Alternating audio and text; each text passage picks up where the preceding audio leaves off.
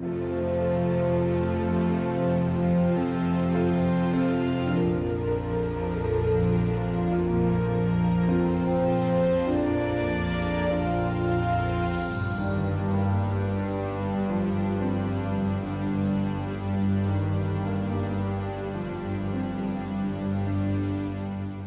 wasn't until most of the people who were from the station at the Hyatt came back to the station, and I stayed with a photographer at the Hyatt to do the briefings with the mayor, because the mayor was staying there.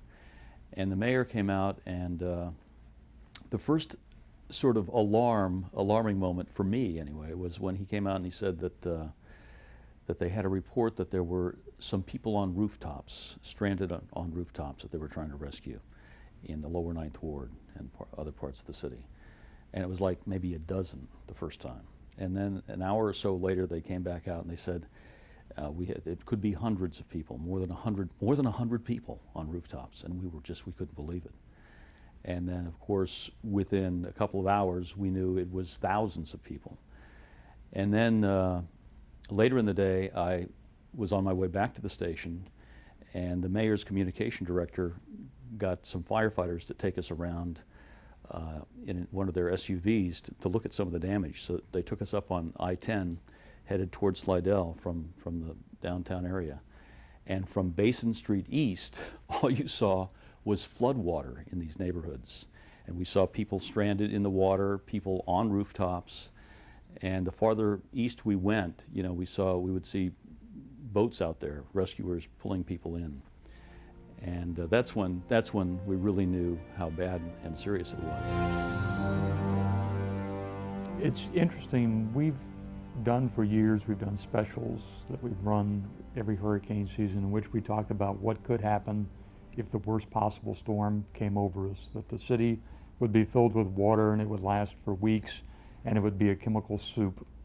And on the night of the 28th, as we're sitting there watching the satellite images and the radar images of this storm coming toward us, we realized that this was it. It's the thing that we have the most feared ever coming to this place, and we're sitting here watching it come toward us.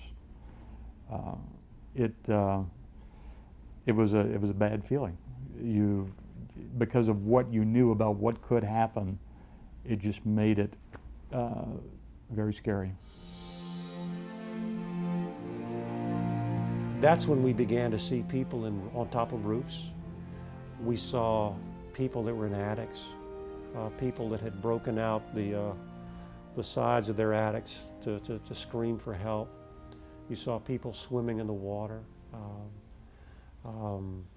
people that were yelling at us to help them, and we're up on the interstate. There's nothing we can do to get down to them.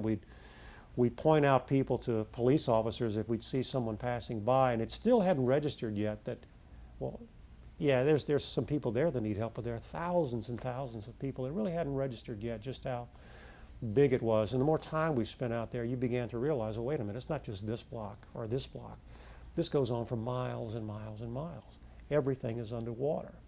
Everything from here to the lake, everything from here to the river is probably underwater. And we had no idea what New Orleans East was like because we couldn't get to the high-rise to even cross that.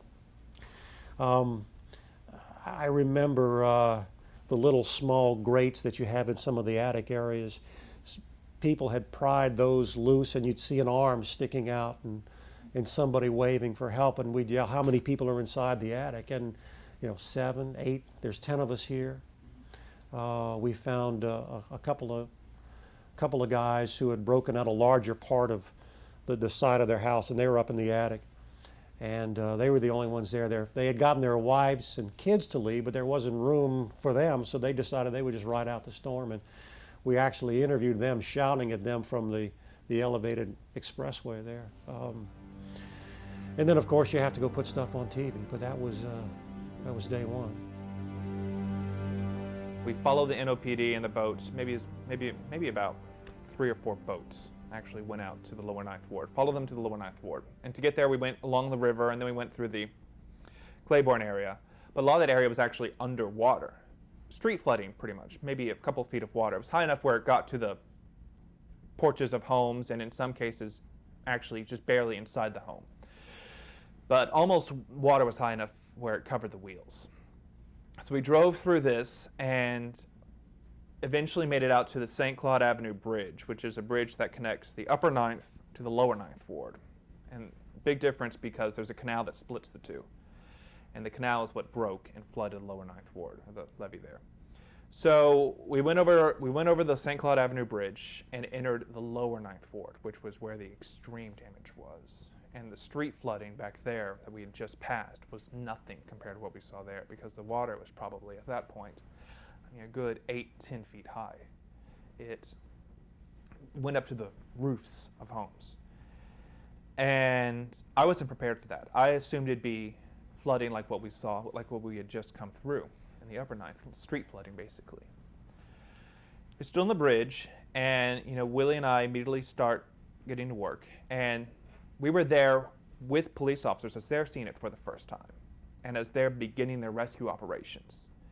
So they start backing the trailers into the water because the road went down into the water like a boat ramp.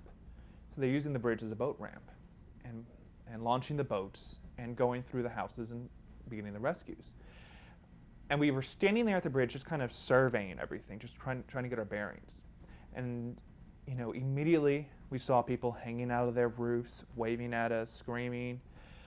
We could see people on their roofs, in their attics. I mean, there were so many people around, and you could hear the screams. You could hear people screaming, and I couldn't ever put a face with a scream, but because it was just like an echo. You'd hear, "Help me! Hey, I'm over here! Help me! Help me!" Just screaming constantly. And there was a man hanging out of his second-story window, right next to the bridge, maybe 20 feet away from the bridge. And his home was obviously underwater. And he was just hanging out of the window, just kind of waving at us. And I went to the edge of the bridge with Willie and did kind of a quick little interview with him, shouting questions at him. He shouted back. He was up there, I think, with his girlfriend and 2 kids. And, just asked, what happened? What's going on? Is everyone okay? How many are up there with you? He answered all those questions. But we did an actual interview with this guy from the bridge, because that's how close the home was. And I remember just thinking, it seemed like every home had someone in it. I mean, there were just so many people down there. So many people. And the police officers would get on their boats, and they would stop at literally the first house next to the bridge. I mean, it's not like they had to go and look for people. There were people everywhere. They took these big sledgehammers and would swing them in from their boats, swing them into the doors and break open the doors of the homes. And then some cases, depending on how high the home was, they could jump out of the boat and wade into the water and then get the people and put them on the boat. Other times they would just have to go directly to the roof line and get them from the roof. But that's another thing that struck me, was how many people there were out there. There wasn't maybe 12 or just a few dozen. There were hundreds, and the boats were filling up with 50 people at a time, and then bringing them back and dumping them onto the bridge and going right back and filling them up just as quickly. We were driving around Lakeview when the water was still very high, as the officials were still trying to rescue people. And then I'll never forget, I interviewed a woman in Lakeview after the water had gone down in her area, but she was a long-time Lakeview resident, had lived there her entire life, and she just told me, she was staring at her house, and she knew what it was going to look like when she went inside, because she'd gone into other homes, but she hadn't yet been in her house. So in a matter of one day, I have lost a business, a second house, a residence. My nephew's lost his house, my niece has lost his house, my mother's lost her house, and I've lost a business. Kathy Nesser and her family have lived in this block of Lakeview since 1959. 2 homes back to back, and through the years, family members have lived in different areas of the homes. Today, the Nesser family goes back to view what's left and salvage what they can. I don't know what it is, and I know I watch TV and I do those things, and they tell you not to come back, and you know what? They're right, but you have to. For Kathy, the trip home is heartbreaking. But you need the closure of seeing that it really is not salvageable. But before she goes inside, there is still hope. I mean, I have all of their pictures from the time when she graduated from high school, the college graduations, and all that, all along the walls of my house. And it's like, maybe I can save one of them. Hope that maybe she can find something from the past as she builds a new future. And I know that truly nothing in there is salvageable, but maybe, and I'm still standing here knowing nothing in there, not a picture, is salvageable, but maybe my grandmother's first communion rosary from 1905 that I left, maybe my confirmation rosary that we have passed down for years, maybe there's one thing. And I know this is crazy, but you have to see it for yourself. That's all she wanted. She just wanted one thing to be able to take with her, because she knew that everything was destroyed. But if there was something that she could save or something as a memento to just kind of remind her of her life before Katrina. The home is a mess where water stopped time and everything else in its tracks. That's the dresser? No, that's the chest drawers. That's the dresser. But Nesser still hangs on to hope. This house is caked with mud and toxic sludge. It just absolutely stinks in here. But down this hallway to the bedroom is where Kathy Nesser's looking for her grandmother's rosary. Inside her dresser drawer, there are countless memories. From the American Legion, they gave me that for Daddy.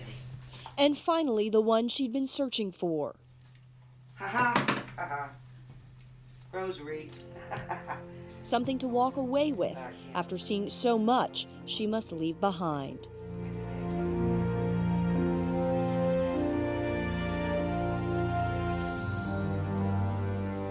When we got onto I-10 and like we would exit the Esplanade exit of the Vieux Carré, I remember we were looking to the right and everything was underwater. I mean, our exit, we couldn't get off at our exit.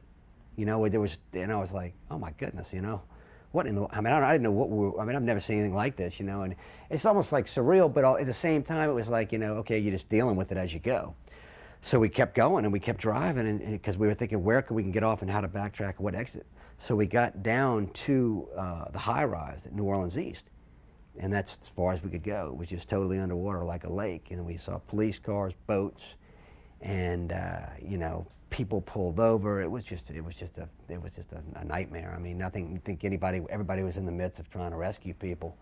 So we got out of the car, and I guess we walked a good ways out, and there was people on roofs.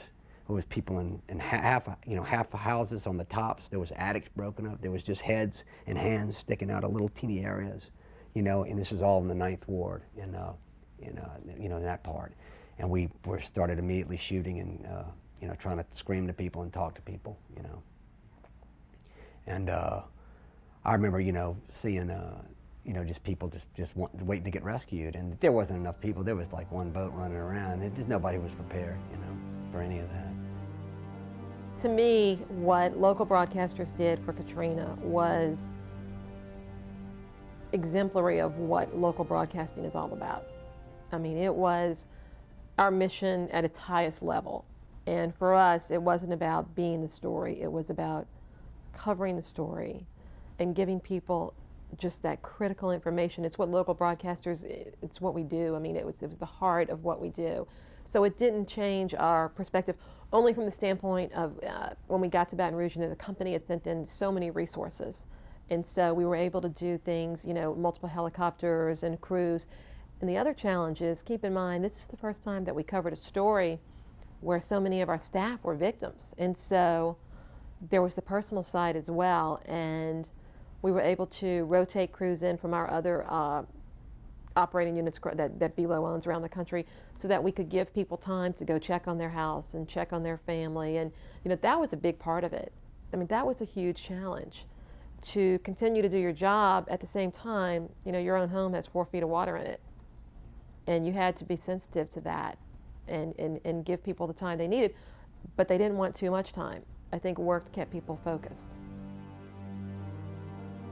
We went to Gentilly, which is where I lived, and actually I live right off the interstate. The St. Bernard Projects was right on the other side of the interstate, and there were about 1,500 people on top of the overpass. And this is another one of those lifetime images that, you know, there were, I could see my neighborhood, which had about 6 feet of water in it. I could see, you know, everywhere. I went on a daily basis, and that was overwhelming. But then I'm looking around, there's about, you know, 1,500 people or so on the interstate, and then there's a guy standing out there with like those landing cones like aviation guys use, and we were like, what's going on? All of a sudden, Black Hawk helicopters start landing, and they load people up and they take off. And this is on the interstate. It's like, man, I feel like I'm in a disaster movie. I mean, it was. I mean, I drove that way to work every day, you know. And now there's helicopters landing on it and scooping people off. And you know, one of our photographers, Jeff Hackett, he. So I guess one of the people flagged him down as he was walking along and asked him to email their friends and tell them that they were alive. So he comes back and he's got, you know, this email address scrawled on his arm in red ink.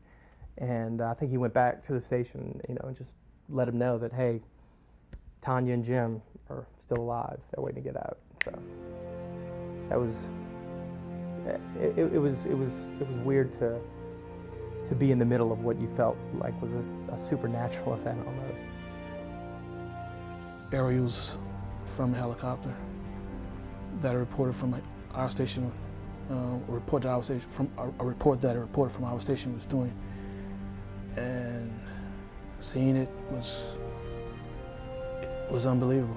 It really was. It was unbelievable, and I held out hope that maybe my house was spared, houses were spared, but seeing the video and seeing the area that I live in, I knew it wasn't. I knew it wasn't, and I thought to myself about my family, and I was glad that I made them leave because some didn't want to, but I made them leave. And I made my sister especially, she and I, not an argument, but it was a little debate about whether they should leave or not. She had kids, and seeing her home maybe 4 or 5 days after the storm, I was right to make her leave because I know for a fact they wouldn't have survived. They wouldn't have. We were getting reports of you know, how heavy the rain was. We were getting reports of roads that were, you know, closed off. We were getting reports from emergency places, you know, the status of what certain hospitals were like. Basically, you know, that kind of information. At that point in time, we were getting information from a bunch of different sources for the web. You know, we would use emails was a big thing. They would email in information, and then we'd get some stuff from our reporters who were at the Hyatt who were just kind of telling us what things were going on there. There was no way to keep up with all the information and put on stories and pictures and all the kind of things we normally do. So I just started a blog that would just put little snippets of information as it went along. And I used, again, the emails that would come in. I used our reporters out in the field, the stuff that I saw on the air. I used stuff that I saw on CNN. Everything would be attributed. You know, if CNN reported it, I would say that CNN reported it, but we just kept going, you know, like that. We talked about how we saw some pictures of bricks on top of buildings downtown. So just started doing those kind of blog items. The I-10 at Causeway was the big interchange right there. Wednesday morning, we were out just really going to look at different places, go to Metairie, go to different areas and see how hard they'd been hit. And so we were coming back in on I-10. We were going to take Causeway to get back. The only bridge open at that point was Huey P. Long. And we got to the interchange, and there was just, I mean, thousands of people. And helicopters just one after the other. And we were like, what is this? Again, this is Wednesday now. No idea this is going on. This is a huge operation, but there's no communication. So you don't know this is even happening. We just stumbled upon it. But these were the people who were stuck on their roofs in St. Bernard, New Orleans East, for really 2.5 days. From Monday mornings when many of them went up there, families, kids, babies. Helicopters would land in all of the interchange loops. They would land for about 7-10 seconds, drop off 7-10 people, go back up, and there'd be 2 or 3 helicopters waiting to come in. Boom, boom, boom, boom, boom. And they would meet them, mothers carrying these babies, and they literally had been there with nothing.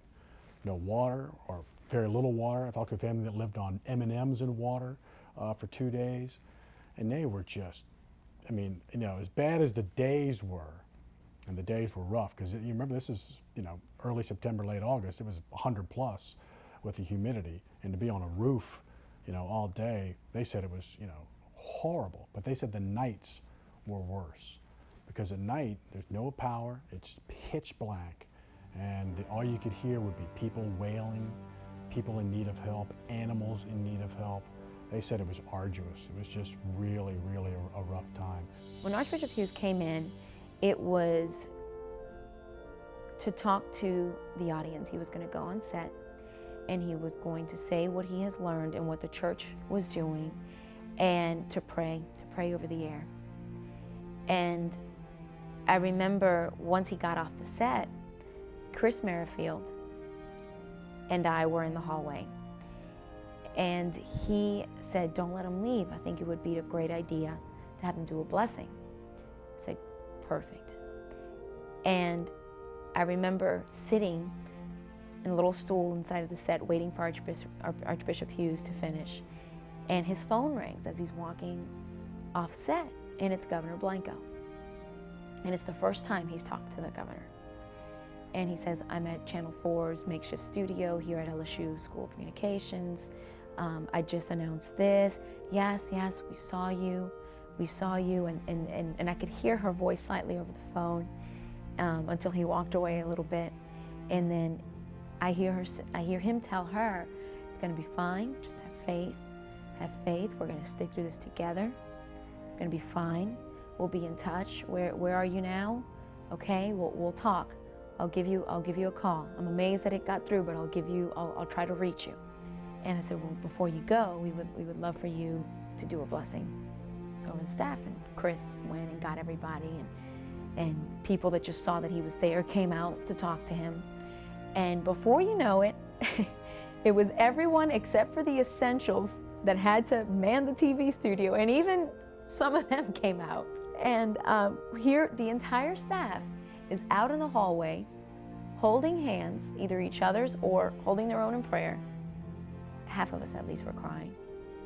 And to just feel that peace, or just that presence among a group that was just so tired and so in need of some TLC, I guess you can say. And so to have Archbishop Hughes there to offer that to us, it was exactly what our souls needed at that point in time to keep doing the job that we were doing. It was like a sense of peace came over the staff when we started to pray with Archbishop Hughes. You know, the days following the storm and for several months, everything was, you know, storm-related, recovery-related. I mean, we've done so many stories on individuals who, A, who were, you know, unbelievably heroic in what they did, and B, had suffered unimaginable hardships, and you know, the humanity of it all, and you know, people's struggles to get their houses back, going to see their house for the first time.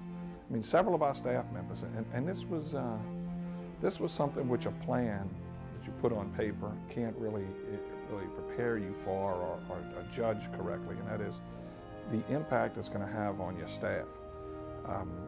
We had several staff members who lost everything. I mean, they had 3 days worth of clothes, and that was it. Everything else in their house was gone. And you know, those people in the vast majority of cases knew early on that they had lost everything, and they kept working. You know, and we'd give them time, and we'd take time to go in and check on our homes, etc. And you know, like in my case, I went into my house a couple of days after the storm, and I had gotten some water. And so, you know, I mean, my house was still standing, and I knew it could be repaired, and I'd repair it. So at that point, you know, a different mindset takes hold. And you say, I'll get to that when I can, and you basically cover the story. But over the 11 months that's been there, it was several months before we even did any kind of story of substance that wasn't Hurricane Katrina related or recovery related or anything like that. And I think that's going to be the case for the next 5 to 10 years.